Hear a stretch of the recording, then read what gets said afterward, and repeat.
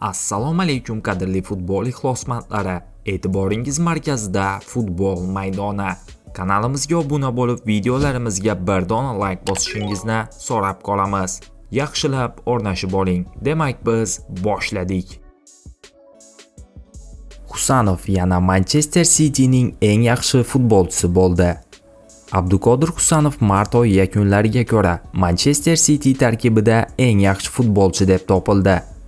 O'zbekistonlik himoyachi jamoadoshlari Rodri va Jeremy Doku bilan bo'lgan kurashda ishonchli tarzda g'alaba qozonib, muxlislar ovoz berishida ustunlik qildi. Husanov mart oyidagi o'yinlarda yuqori darajada harakat qildi va o'zining faol himoyaviy uslubi orqali shaharlik muxlislarning sevimli futbolchisiga aylandi.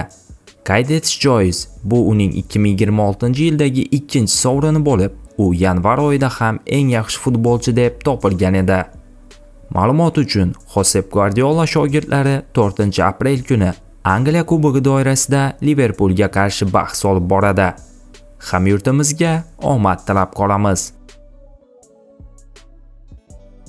Bugungi dasturimiz shundan iborat edi. Video sizga ma'qul kelgan bo'lsa, bir dona like bosib, kanalimizga obuna bo'lishingizni so'rab qolamiz. E'tiboringiz uchun katta rahmat. Bizni kuzatishda davom eting.